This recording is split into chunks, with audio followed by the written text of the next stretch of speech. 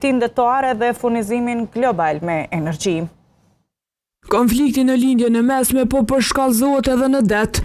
Ndërsa Shtetet e Bashkuara kanë zhvilluar natën e 12 radhazit të sulmeve ndaj objektivave ushtarake iraniane, rebelët Houthi kanë marrë përgjegjësinë për sulmin ndaj 2 cisternave saudite të naftës në detin e Kuq, duke rritur tensionet në rajon.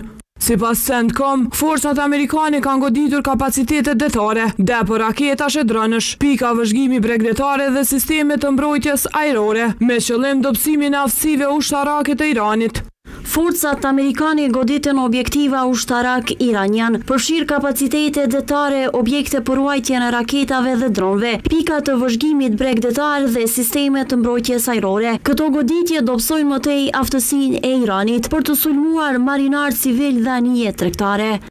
Ndërkohë, Irani pretendon se ka ndërmarrë sulme ndaj objektivave amerikane në rajon, pretendime këto që nuk janë konfirmuar plotësisht nga Washingtoni. Presidenti Amerikan Donald Trump paralajmëroi se SBA do të mbajë Iranin përgjegjës për çdo sulm të Houthëve dhe kërcënoi me përgjigje të ashpra ushtarake nëse sulmet vazhdojnë.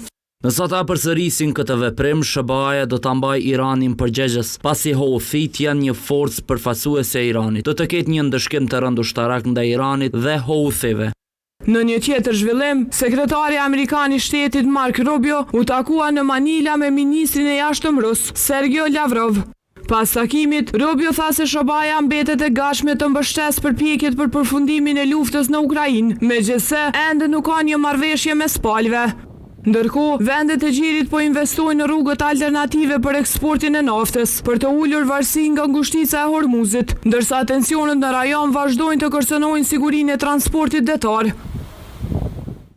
Të nderuar shikues, ky ishte edicioni i lajmeve.